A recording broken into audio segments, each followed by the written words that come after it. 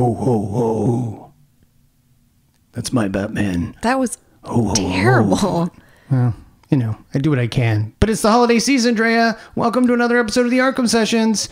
My name is Brian Ward, and with me, as always, is the psychologist to the superheroes, superheroines, and supervillains of Gotham City and beyond. Everyone, please welcome Dr. Andrea Litamendi. Hello, Drea. Hi, Brian. Look, sometimes you just feel the need to be festive, and I'm feeling the need to be festive, especially in this sort of wintry climate that we've got going on in Los Angeles. It feels like winter time, and that's appropriate because we're doing a very chilly episode. Guess who we get to revisit? Mr. Freeze. Yay! Well, you cheated. You actually watched the episode I beforehand. Before we get to that episode, though, Drea, I want to bring up a couple of little things. One of them is something that one of our longtime listeners, Bernard O'Shea, if you've been listening to the show, you certainly recognize his name. He has contributed an idea over at mz.com that I want to run past you. He thinks that we should start an annual Arkham Sessions writing competition. That's right, a short story competition that is Arkham Sessions themed. I like it. What does Arkham Sessions themed mean? Well, let me read his MZ post. He says, here's an idea. Why don't we start an annual Arkham Sessions competition? There has been so much discussion about the psychology of the show that let's challenge the listeners of the podcast to come up with their own original stories set in the Batman animated universe. Note, the Batman animated universe.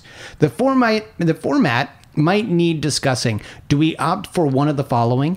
A 300 to 500 word short story. B, a script for a 5-page comic book with the winning entry being turned into an actual comic. We'll see what we can get. You know, if we can get an artist, maybe we know people that could do something for us. Wink, you know, wink, wink, nod, nudge, nod, yeah. nudge, nudge. Yeah, if only those people weren't professionals that required money, we'll see what we can do. But then the C would be a 5-minute radio play performed by Andrea and Andrea. What? Okay, and Brian. You would have to do most of the voices. Well, it all depends on just how diverse. If Mr. Freeze is in the story, I do a good Arnold version of. You do. That is true. That is true. Give us a little. Chill out. That's awesome. I think you're spot on. You also do a killer Scarecrow, if I remember correctly. You do an amazing Scarecrow impersonation. Why don't you give it to us? The only thing to fear is fear.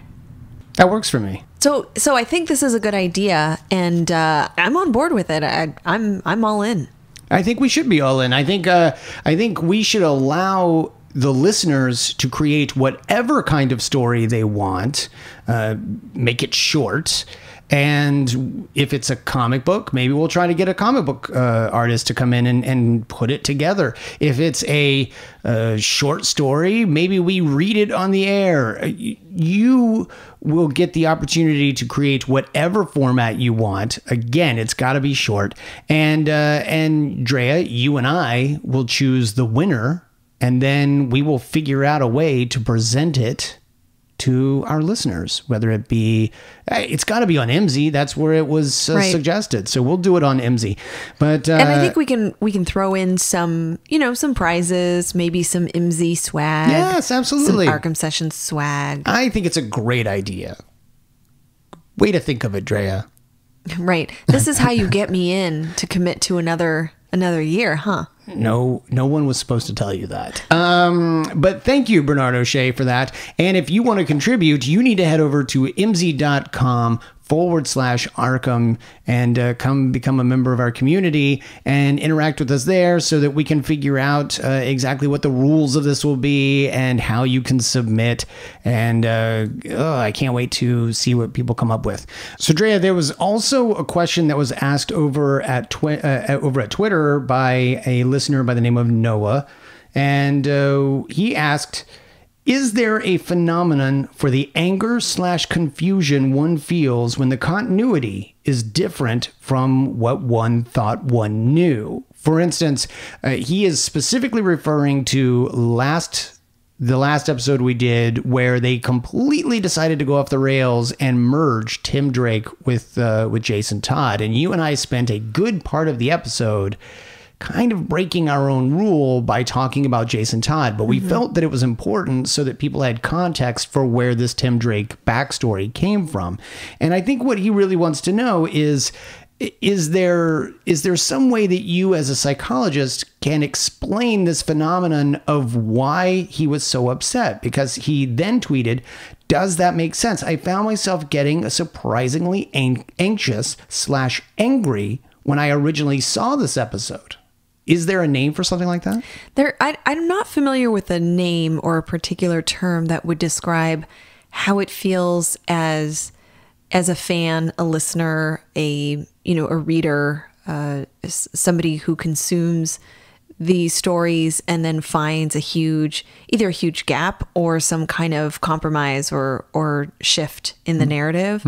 But I think that it's a real feeling. I think that it's authentic and it's a real experience to get either frustrated or even resentful when you're missing a huge chunk of a part of a narrative that you're familiar with. And I think when it comes to this story, what's interesting, if I can introduce this idea, is that a huge component that was, I don't want to say overlooked because I think that it was intentional. I think this is an animated show that has to keep some elements out of it.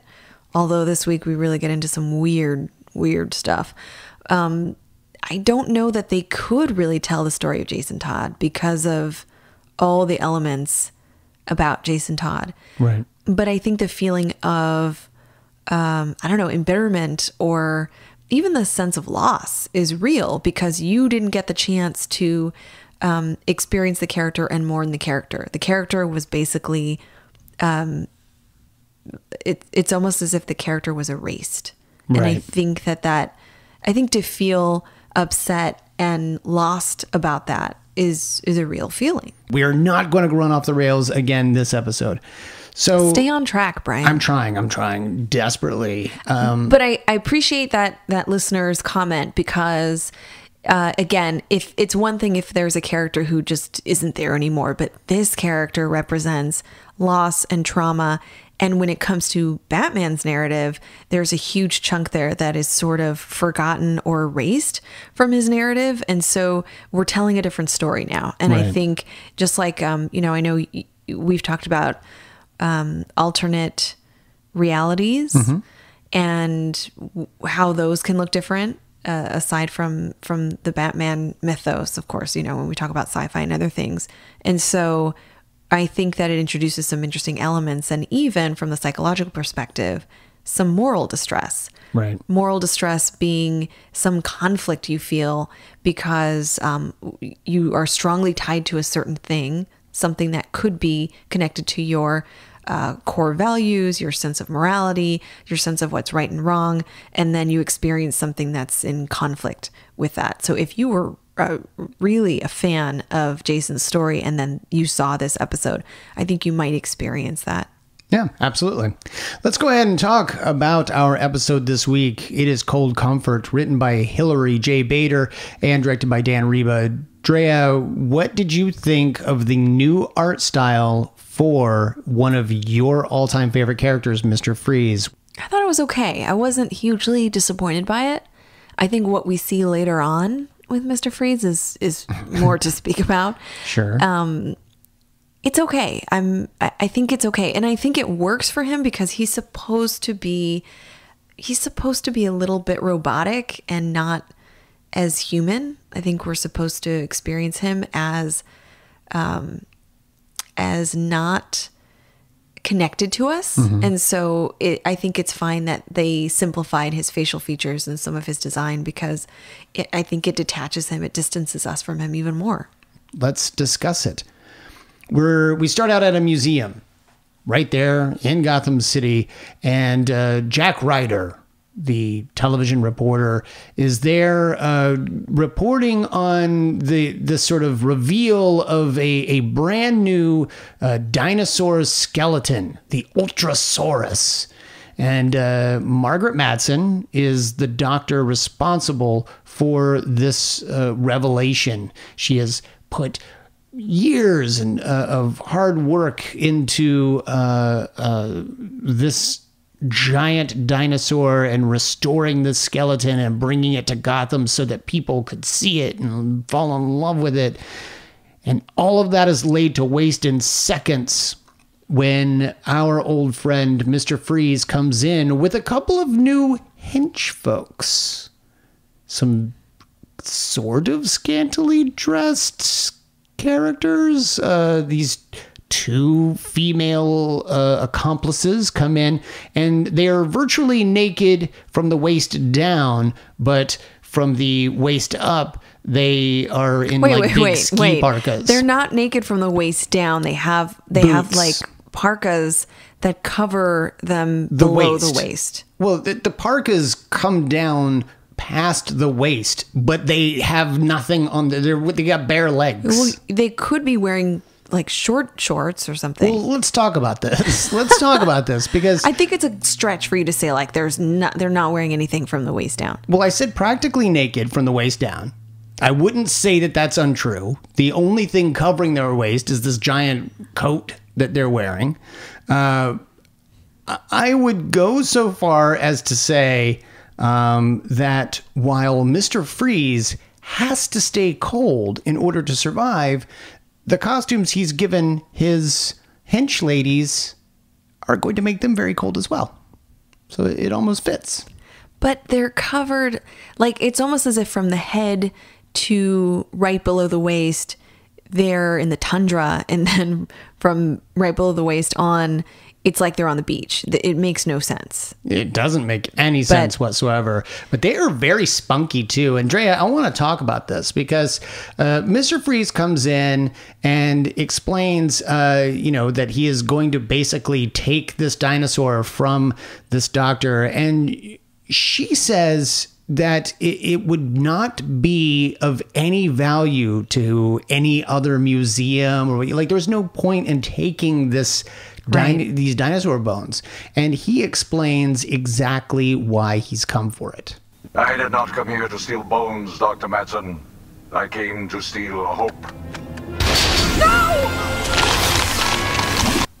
Do you want to explain what just happened? Because that sounded more horrible. He just shot the bones with his freeze ray, and then it crumbled into nothing. It ceased to exist. Why? Why? Why not? Bone chilling, isn't it? So he is like as cold as he has ever been emotionally. Now here's the part that I want to ask you about. The response, bone chilling, isn't it, is his thug. I'm wondering if maybe the thugs are really bad examples of people to hang around for Mr. Freeze. Maybe they're making him even worse because they're they've got some one-liners that they've been working on for a long time. Like they want to be bad people. And they're so good. Like, I mean, like they can really hang with him. They know the chill lingo. Oh, they're just like you. You would have been just dying to be a part of this gang. I would have been like, it's cold-hearted, isn't it? Oh my God. And I don't know the motivation of the thugs. I think we always have to expect that there is some primary gain for them, including financial gain. Maybe they're somehow in the beginning forced to help him and then experience something fulfilling out of it. And so they also are willing to engage in this criminal behavior. But when it comes to Mr. Freeze, you're absolutely right. This is a very extreme version of Mr. Freeze. It's not just you mentioned the word neutral, like as if he's just completely cold and numb. I would argue he's worse than that. He's not just cold and numb. He's destructive. He's deliberately, meaningfully searching for something that he can destroy, and he prefers to do it in a way that impacts a person. Right. Well, he comes right out and says so. Just a little while later, we are at a celebration. It's the Gotham City Tricentennial celebration, and Mayor Hill introduces Giuseppe Bianchi, who is a painter who has basically done his last sort of career-defining painting, and it is an ode to Gotham City called Twilight in Gotham. And it is a giant mural that is very beautiful, nicely done. Of course, we've got Bruce Wayne there, and Commissioner Gordon is there as well, and they're all witnessing this as Mr. Freeze comes in and absolutely destroys this painting right there in front of poor Giuseppe. And he comes right out and announces his intention for all of Gotham City. Take a listen. Search your hearts for the thing you value most, then despair, for I have come to take it from you. And we should say that the Growling is a little dog that this other socialite woman has brought with her, and he just makes the assumption that that's the thing that she loves the most. Well, there's a real kind of horrific implication that he's about to kill the dog. Yeah. Oh, Who brings a dog to an art? A like black tie. Yeah. Well, you know, the Tricentennial she's getting what she celebration. deserves for bringing that dog to that. Yeah. Black tie event. No, and to be fair, we don't see him harm the dog. Well, he doesn't get a chance because Batman comes in and you know, interrupts the whole thing. You know, but he absolutely would have. But he comes right out and says that he is gunning for the things that Gothamites love the most. Obviously, this is because Nora has been taken from him.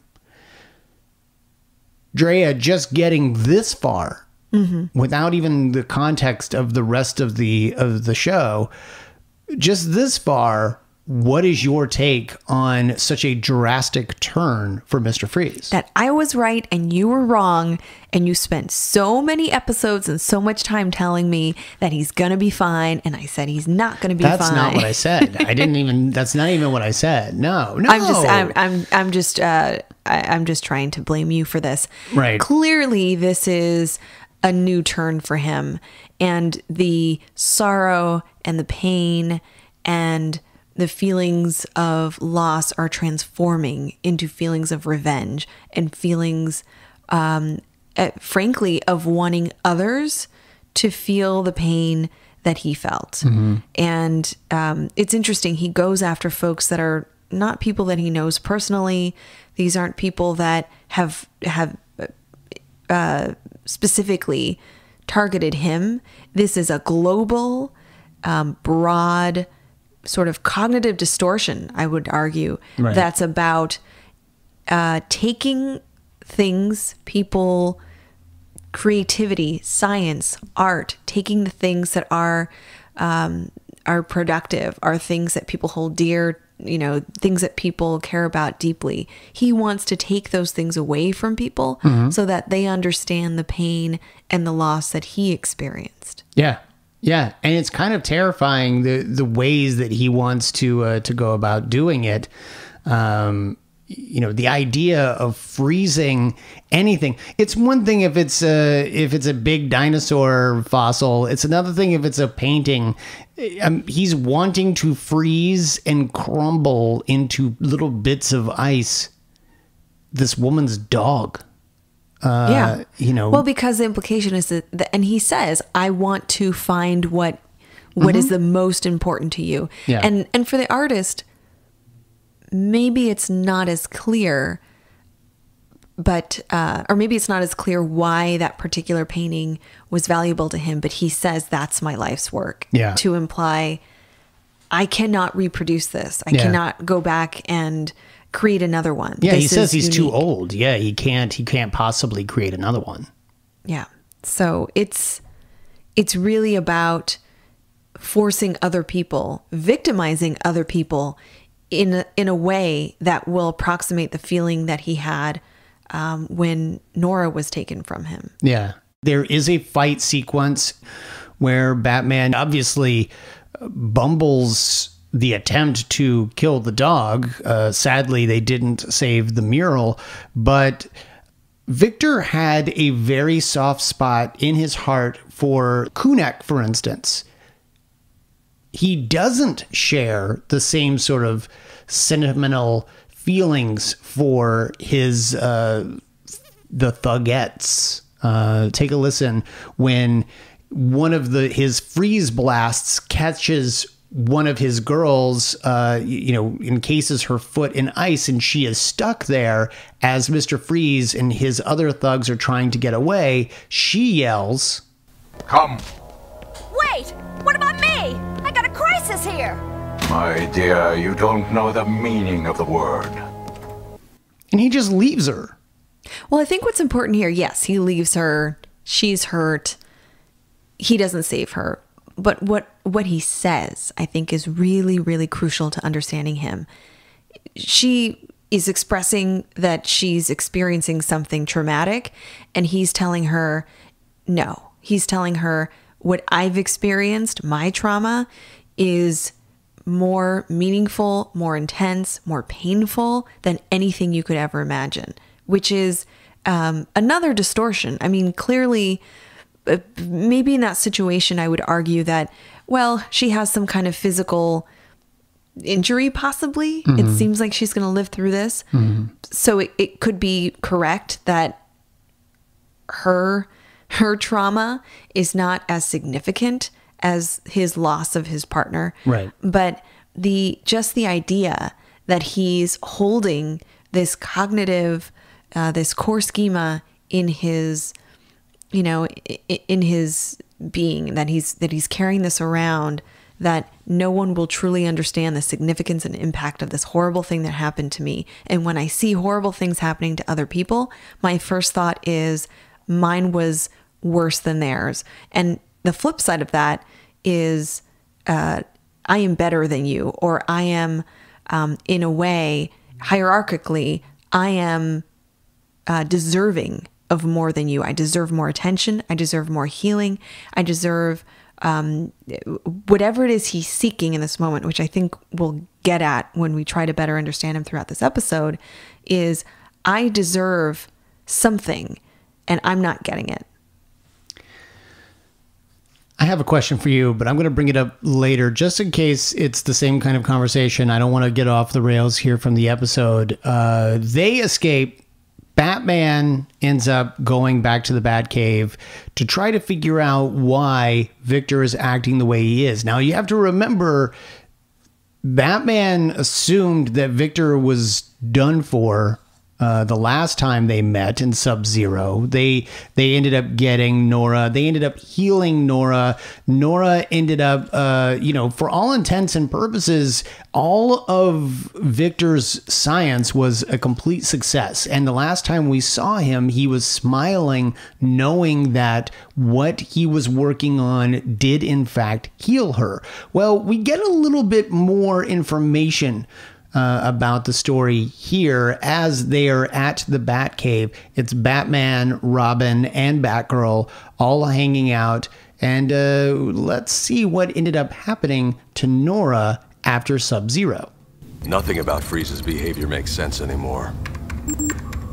Before, he did everything to keep his wife alive, but after she was revived, he never came to see her. Why not? Nobody knows. She finally gave up waiting, married her doctor, and left Gotham for good. And after the last few days, who can blame her? Wow.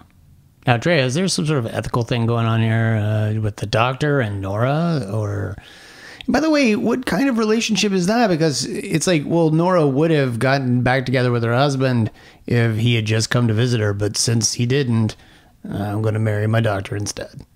Well, it's like a soap it's the opera. option you have. I guess so.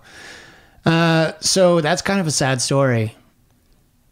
It is sad because we had often hypothesized what would happen if she were healed. Yeah. This is something that we often discussed in relationship to Mr. Freeze's recovery. Yeah. And we often thought that if she were better and if he had the opportunity to be with her, that he wouldn't be aggressive and violent and harmful to other people. And we don't have the opportunity to get there because of this, what I would consider another traumatic experience. That the initial medical accident is one traumatic experience. The explosion during the last episode that we talked about on the, what was it? Not a pier. They were out on some kind of oil rig. In Sub-Zero, yeah. Yeah, in Sub-Zero. So that experience of nearly losing her and being exposed to that huge explosion, that accident, nearly losing his life, the isolation he experienced when he was out on his own. I would count, on one or two hands, the number of different traumatic events he's experienced. And then this one, his wife separating from him, I would consider that to be maybe not necessarily a trauma, but a stressful event. Yeah. Well, and it's interesting because it does suggest that things could have been happy between the two of them. It had Nora seen her husband, had Freeze come to visit her after she had been revived. It does suggest that she was at least open to the idea of having lived happily with her husband for the rest of her life, which makes it even sadder because it sort of suggests that the one thing he wanted and the one thing that we said might reverse his need for crime could have taken place had circumstances been a little bit different. We don't know yet what those circumstances are. We find that out later in the episode. Yes. And so there's a couple things that happen that we need to talk about. But I again, want to emphasize that prior to this episode, all of his violence and aggression and some of the painful things he was doing to other people was all because he was attempting to get his wife back. And so if, we talked about the risk around this, if you were in his way, he would potentially harm you. But if you got out of his way or helped him, he wasn't a harmful person. Mm-hmm. And this is a completely different motivation. This is somebody who's not interested in intimacy and partnership and connecting with humans anymore. This is about somebody who wants to create loss, create pain through destruction, being the primary reason people are experiencing the traumatic response that he experienced. And I think that's such a different representation. Absolutely. And what's interesting is that sometimes it seems to be random, like with the woman and her dog. She happened to be in front of him and he was going to go ahead and do it. And in other cases, he is looking for the perfect victim. He was looking for the bones. He was looking for the art. And his next victim happens to be someone that he is targeting personally. Let's take a listen. As my father once told me, those who have the most must give the most. Those who have the most also have the most to lose, Mr. Wayne. No. Is that not true? I was going to ask you, is that true? Are those people who have the most, and I don't know that this necessarily means monetarily. I mean, like the most in life, maybe the most friends, the most family. It seems like Mr. Freeze is onto something here when he says, oh, you've got the most, then I'm going to take it from you. I don't know that you can quantify I think that Bruce Wayne was talking about one thing. He was talking about money and resources and the privilege of being in his position to help others. Right. I think that's what he's talking about. Right. If Mr. Freeze were considering the same thing and he was like, well, we'll deplete your bank accounts, Bruce Wayne isn't really, I mean, of course it would impact his ability to do his job as Bruce Wayne, but that doesn't impact his core identity as Batman. Right. So I think that Bruce Wayne is talking about something entirely different, and that Mr. Freeze is interpreting that as a way to target someone who is privileged. I think that's, again, coming from a place of resentment and anger. Yeah. You're so well off. You're helping other people. You're showing off your goods. You're able to not just be so resourceful and giving, but you get to go on these TV programs and you have the visibility and you have the reputation and you're socially, I think it goes back to being a part of the elite. And so Mr. Freeze, I think, is experiencing that resentment and anger around the idea that somebody is possibly content, possibly able to heal from trauma, possibly able to form connections, and Mr. Freeze doesn't have that ability anymore. Right. So it kind of goes beyond what Mr. Bruce Wayne was talking about. Well, yeah, absolutely. And Victor even emphasizes it when he shows up at Wayne Manor and attacks. He doesn't want Bruce's money. Yeah. He doesn't want Bruce's resources. He doesn't want Bruce's house or, his industry. He doesn't want any of that stuff. He makes it very clear that he's been thinking long and hard about this. He knows intimate details about Bruce Wayne and his Wayne family. And let's hear what Victor has in mind. You were just a boy when you lost your family, but you keep trying to create a surrogate family for yourself. To destroy you, I need only destroy that. Perhaps your beloved surrogate son. Now, I think the surrogate father.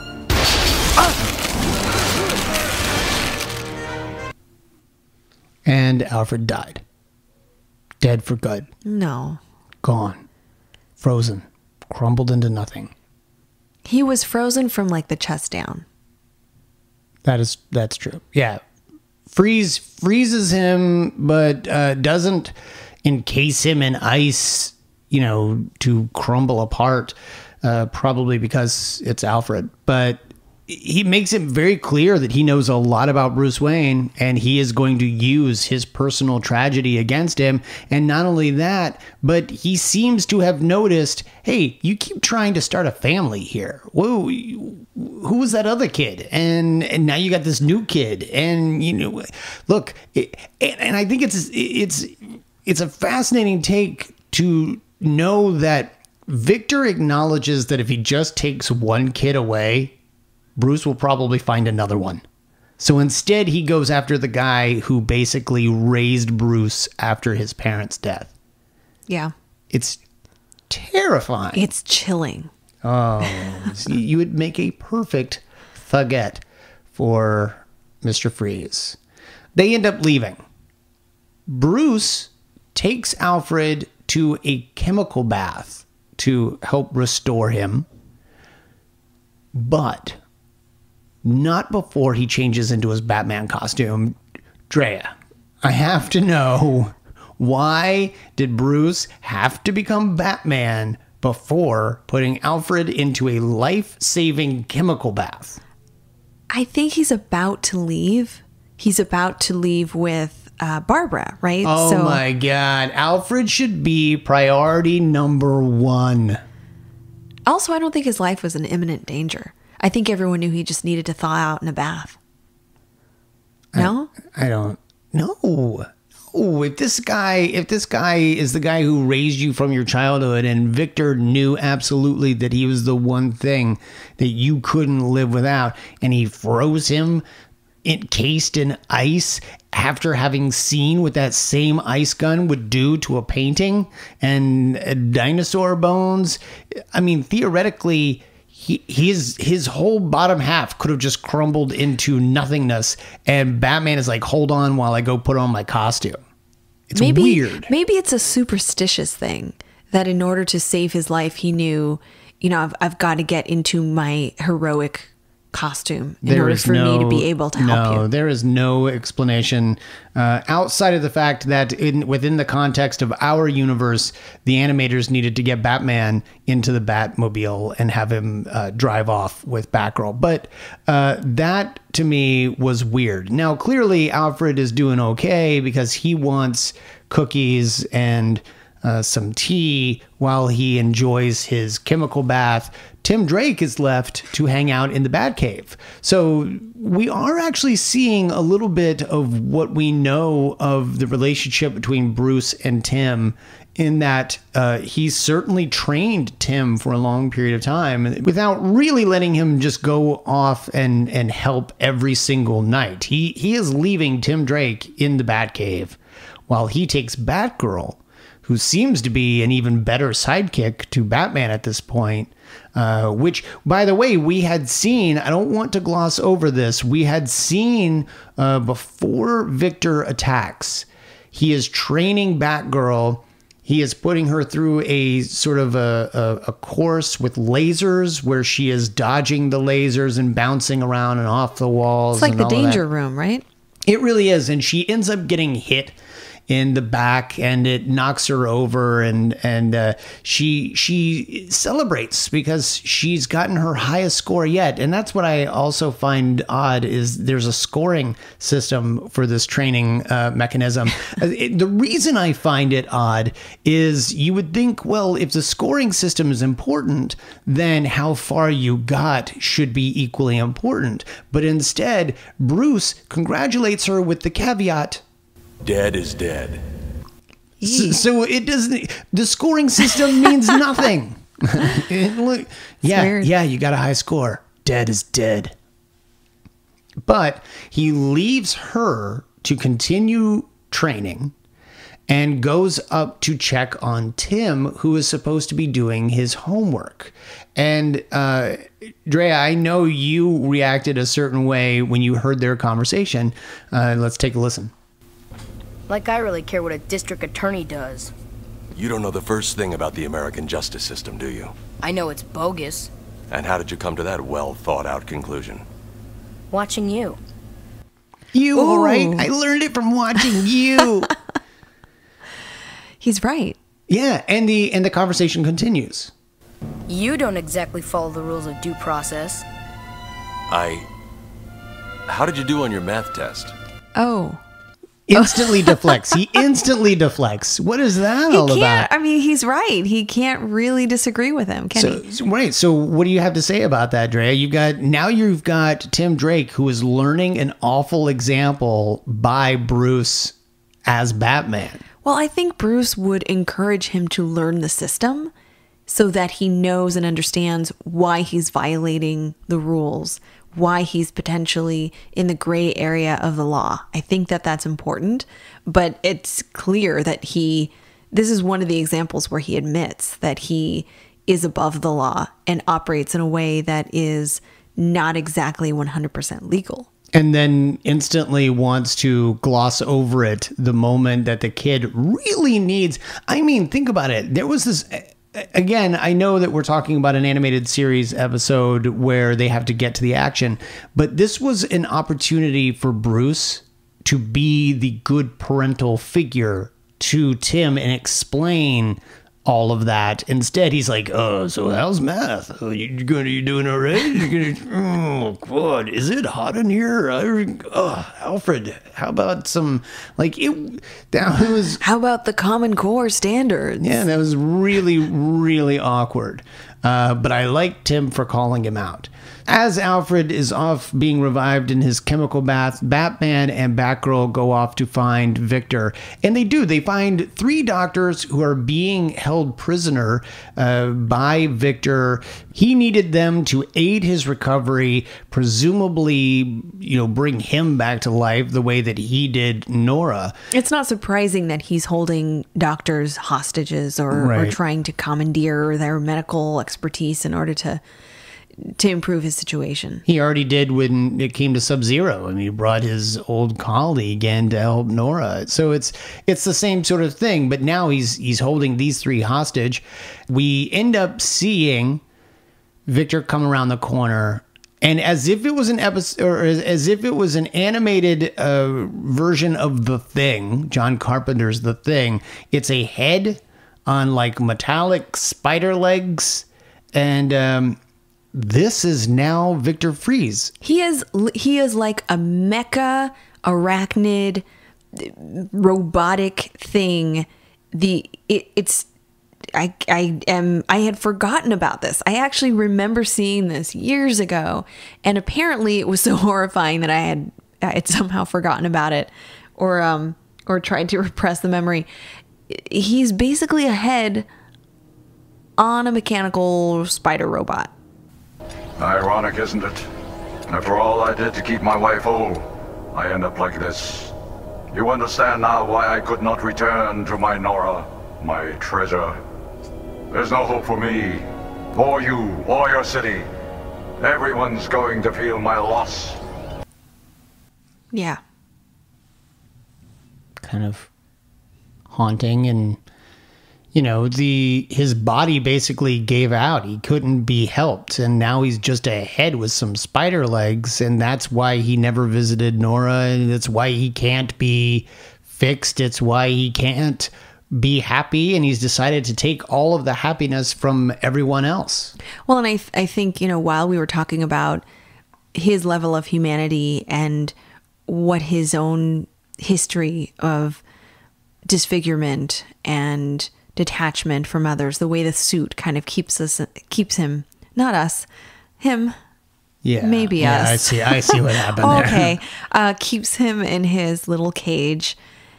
That this is an extreme version of that he's even more disfigured, isolated, damaged, and not as human in appearance and in some functioning than he used to be.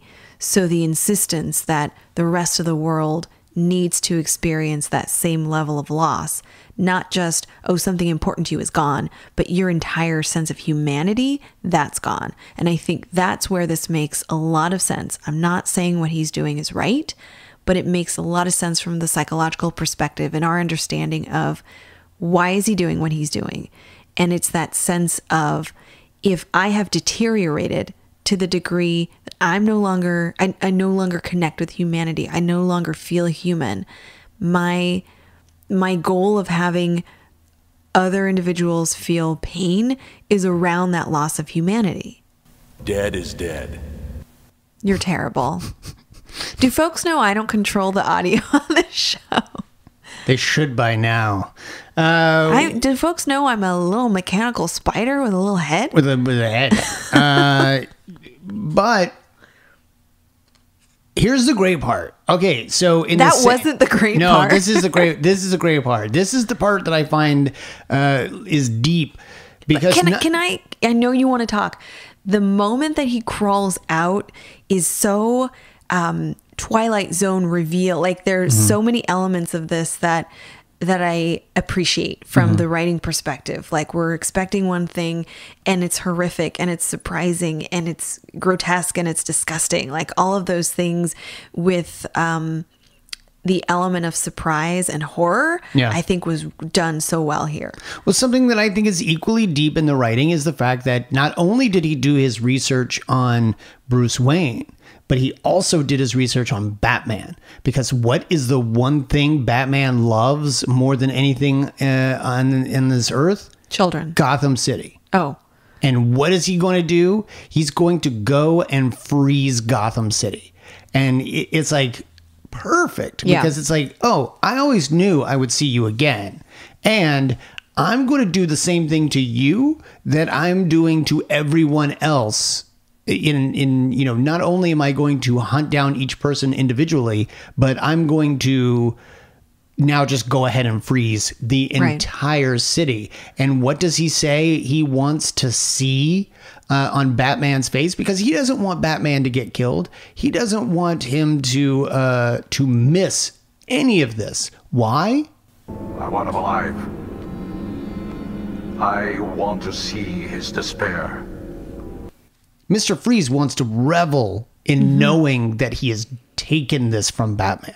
Well, now it's almost become this addiction, this his search, his he's got a hankering to like witness other people's despair, and not just anybody, but presumably the man, because I mean, think about it, all the times that Victor was close, Batman is the one who ended up telling him to leave Nora down in the bottom of the sea, rescuing Nora off the rig, and getting her into the hands of a doctor that ended up saving her life. I mean, Batman is kind of responsible in some way for taking Nora from Freeze, if not Freeze's body. You know, at the very least, Freeze probably could have revived Nora on his own had he just been given the opportunity, but instead you took my wife. Do you remember in Sub-Zero, Batman's trying to save Mr. Freeze and he, his helmet cracks?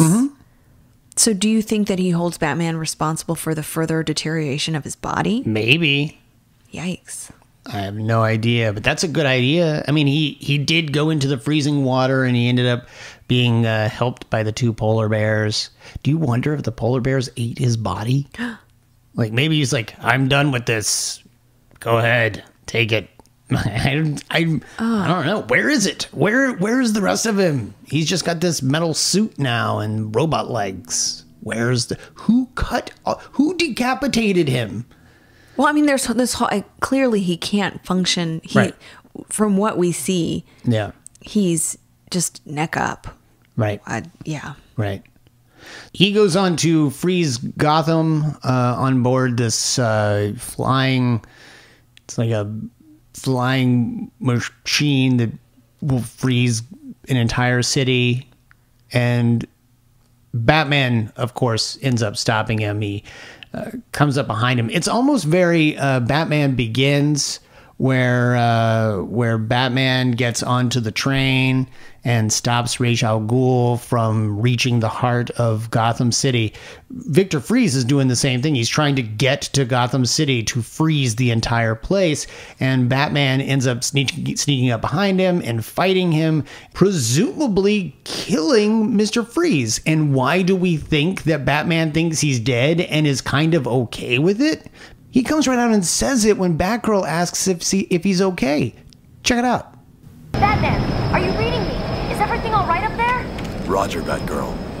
I think we've seen the last of Mr. Freeze. He's okay with it. He's like, I killed him. Finally. Of course, we find out that we've not seen the last of Mr. Freeze because... his head rolls up onto the sidewalk. No, but we see that the body that Mr. Freeze was sort of using and wearing, it comes up and Freeze's head isn't on it. So, but if it goes down into the bottom of the ocean, like how, like there's no way that, I mean, how does he can't swim. Polar bears, clearly, just like the last time. Where did the polar bears go if they didn't eat his body? Like where? I think they're still they're somewhere. They're somewhere. I mean, well, so the idea that Batman essentially kills him, even though it's this passive way, he has an opportunity to save him. He does tie him to the bomb. So I actually am going to. I would say that this is a more of a homicide. But I wonder if Batman only experiences Mr. Freeze as this thing now, this head, this,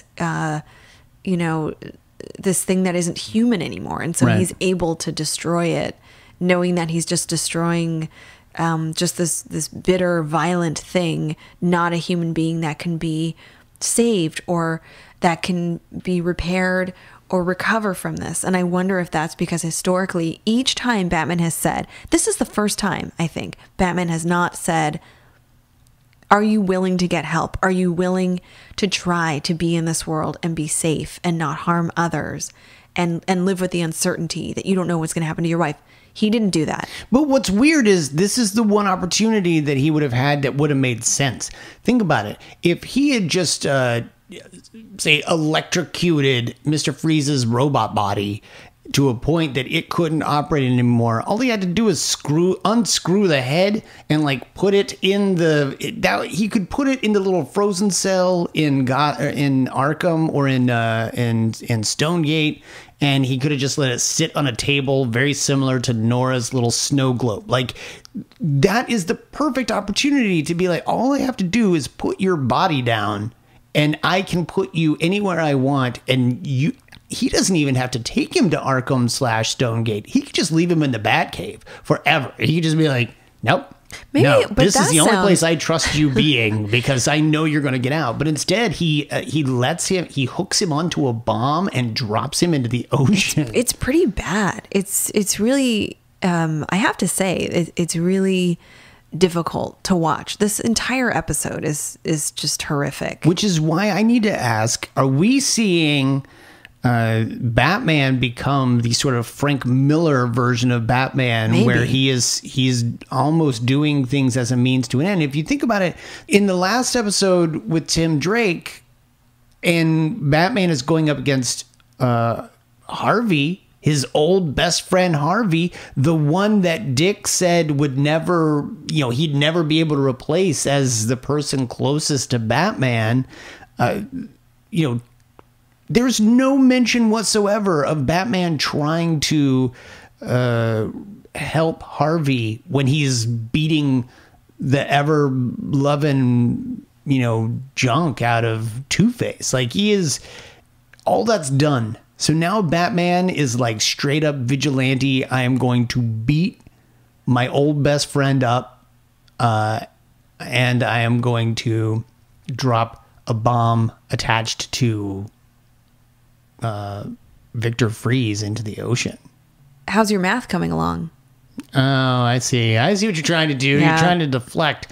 Well, let me mention a couple things that I think are important, because we're now telling the story that Mr. Freeze has experienced a number of different traumatic events, and we've talked about him as someone who's potentially experiencing PTSD. And I want to revisit this with the idea that trauma is cumulative. Mm-hmm. When I say that, does that resonate with you when I say trauma is cumulative? Yes, you have mentioned in the past where a singular trauma may not be lasting. However, a repeated cumulative trauma is really what shapes you. Yes, and I would go further to say, some folks will call it complex trauma or even chronic trauma, but when I say trauma is cumulative, I mean that the more that you experience adversity, loss, violence, death, traumatic exposure, that impacts your risk for mental health problems, for stress, for some significant changes in your worldview. Mm-hmm. So it is, in some ways, experiencing adversity can help us with building resiliency, but it is a very fine line, and too much traumatic exposure could result in some negative consequences. Right. I want to just mention a few of those things and just nod your head if you think Mr. Freeze falls in this area. If anything is perfect for podcasting, nodding of the head is perfect. Nod your head. I will do that. Numbness. I'm nodding. Addictions could be substances, alcohol, or it could be other things like nodding. Adrenaline, addiction to adrenaline, addiction to action. I'm nodding. Grandiosity. Nodding. minimizing. What he did, explain that. Yeah. So what he did with his hench girl to say, you know nothing about crisis, you know nothing about suffering. Right. That is minimizing someone else's experience of trauma. Nodding. So that's happening there. And I would even add the interest or willingness to be re-traumatized. We just say re-traumatization. So that means there's a willingness and even the search to be in situations that will invite someone, allow someone to re-experience their own trauma. So continuing to go into situations, be in interactions, search for opportunities to re-experience their own trauma, as if they cannot recover from that. They kind of have to live there. This is the part that you and I disagree on. I don't know that he's looking for ways to re-experience the trauma. I think at the most, because up to this point, all he's ever wanted to do was work on Nora. And, you know, it's not like he kept wanting to be like, God, I hope I keep failing because, I just really need to, you know. But it's not until this episode when he basically says, I knew you and I would see each other again, Batman, that you realize, he's almost accounting for something coming up in the future that could traumatize him. But I don't think Victor has ever looked to keep recreating his trauma. I think that each time he forced someone to witness their own trauma, when he destroyed the art, when he destroyed the dinosaur in the museum. Yeah. Right. Like, I think those are potentially situations equally traumatic for him. Like he's like, I remember that now. Absolutely. Yeah. There's a vicarious nature to that, to him re-experiencing his own trauma. And maybe to think of this in a strength-based way, maybe this is his own, yes, it's very destructive, but his own way to build some kind of narrative from it, to build maybe something positive out of it, trying to understand it, trying to gain control over what happened to him. Now, I'm not saying any of those things are right. They're completely destructive and harmful to others. Right. Okay, so in this episode, yes, I would agree with that. I don't know that I would say that he's been that way throughout the series, but yes, in this episode, I would say that he is recreating that trauma. Well, and the other thing I want to do is read off just a few statements about PTSD and violence, because I think this is something that comes up a lot, not just on our show, but in the media. We get questions about it. It's often kind of a misconception. It's misrepresented in TV shows and in movies. And so I just want to revisit some of these aspects around the reality of PTSD. And some folks who are our listeners know this, but in case folks need a reminder or have never heard this before, and by the way, the things that I'm reading are from the National Center for PTSD. Okay. Individuals with PTSD are not dangerous. The majority of individuals with PTSD have never engaged in violence. PTSD is associated with higher violence, but that's only when alcohol or substance use is involved, is thrown into the mix. Okay. Does that make sense? Yes. Being a veteran does increase your risk of both things. Sure. PTSD and substance use or alcohol use. Yeah, right? that makes sense. So, because being a veteran increases the risk of PTSD and substance use, oftentimes higher levels of aggression and violence are seen in that cohort of individuals with PTSD. Okay. However, by and large, again, the majority of individuals with PTSD have never engaged in violence. And in fact, individuals with mental health problems are more likely to be victims of violence and crime than be the perpetrators. That's up to 10 times more likely than the general population. Okay. Now, when it comes to vengeance, I think that's something that we have to recognize with this particular story, now knowing what happened to Mr. Freeze. And so I wanted to introduce the element of a post-traumatic response that includes vengeance. Like, why so much focus on wanting to cause harm to others? Right. Now, let me introduce this hypothetical. If somebody targeted you, Brian, if someone went after you and harmed you, and they were after you in particular, I would understand why you would be angry at that individual and want, it's totally normal to want that person to feel pain. Nuke the site from orbit. It's the only way to be sure. Okay. Well, right. The individual is where your feelings would be targeted, right? Sure. But when you are experiencing loss and you cannot pinpoint an individual, you cannot target an individual, but the loss is so significant. And now looking at the multiple things that have happened to Mr. Freeze, not just the loss of his partner, his wife, his, what brings him joy and passion, but also his body, his sense of humanity, his connection to life. I mean, so many things have been taken from him. He has lost the ability to really target his anger. Right. And to him, it only makes sense that what he should do in order to release those feelings of embitterment and pain is to cause other people to feel the same way that he felt through loss. Okay. Now, I looked into this because I was interested in the commonality of the feeling of revenge. And there are some studies that do show that some individuals who've experienced PTSD are vengeful to the point of wanting to harm other people. Again, realizing that actual violence is incredibly rare when it comes to individuals with PTSD. But the interest, the specific interest in harming others, there is some research around that. And studies actually show that child studies, specifically child studies around Ugandan soldiers who were recruited when they were really little, Sure. that those studies link to those feelings of revenge.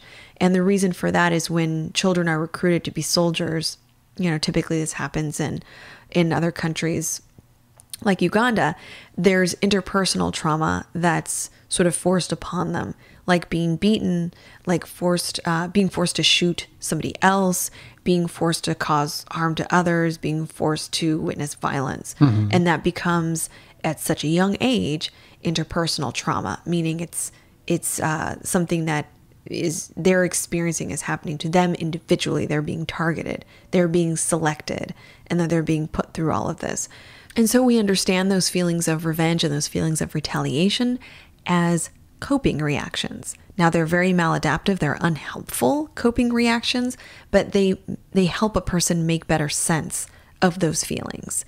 Does that kind of clarify why someone who's wronged would want to harm others? I know I brought up a very upsetting extreme example, but those are the scenarios in which we would see those feelings of retaliation and really wanting to cause harm to other people. And if you think about the way that child soldiers are, I don't know what the right word is, like groomed and what environment they're groomed in, it would make sense that the way in which they deal with their world is to want to cause harm to others. Sure. Right?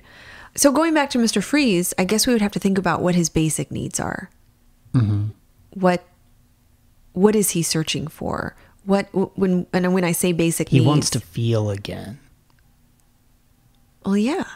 I mean, potentially. Yeah. I mean, if it's true what you said, that by inflicting pain on others, he is somehow feeling it himself, then really he's just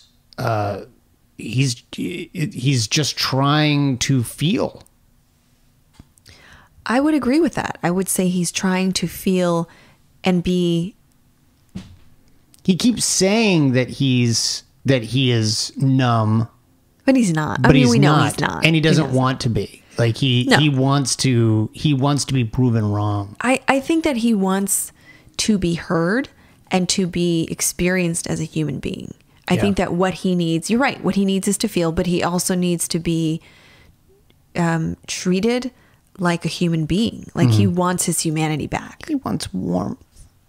Oh, is that why it's called? So why is it called cold comfort? I don't know. They've run out of. Yeah, cold things. I mean, next time it'll be cold cuts. And then, Drea, could I ask you a question about that list that you had? And one of those things in particular struck me, but I think it applies to a number of those.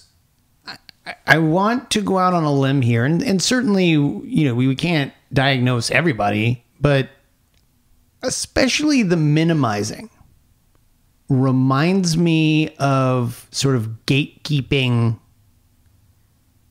internet geeks, the people who have said things like, well, you can't be popular and just now start liking Star Wars, because I wasn't popular and I liked Star Wars when I was 8 and I suffered for my love. Now you should suffer for your love. Get out of here. That sort of, a lot of the things that you are describing remind me of sort of internet trolly, geeky, personalities online. I don't disagree with you. And if we were to, I can't make a broad sweeping statement about those individuals.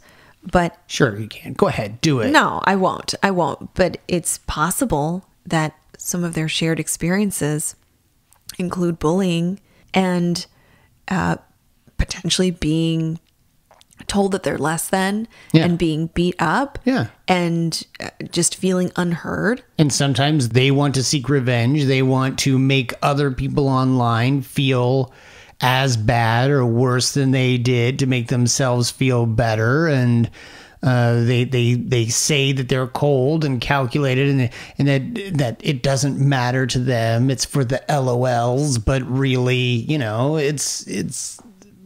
you can sense a lot of pain in there sometimes. And you kind of just read off a list of things that I'm like, yep. And I thought that was maybe going on a limb, but also possible, you know, like a possibility. Yeah, I think you're onto something, and I don't know. Maybe our listeners can say how they feel about that. Yeah. Listeners, let us know how you feel about that. Come to mz.com/Arkham or come over to Facebook and like us, or, let us know on Twitter what you think about that. We are at Arkham Sessions on Twitter. Drea, where can folks find you? I'm on Twitter at Arkham Asylum Doc, and my website is underthemaskonline.com. And you can find me. I am at bward028. You should absolutely follow our family over at Fanbase Press. They are at fanbase_press. You can go to fanbasepress.com and check out all of their comic books and all of their other podcasts, all of their lineup going forward. So that's it for this week. I am Brian Ward. I'm Dr. Andrea Letamendi. And together we are The Arkham Sessions.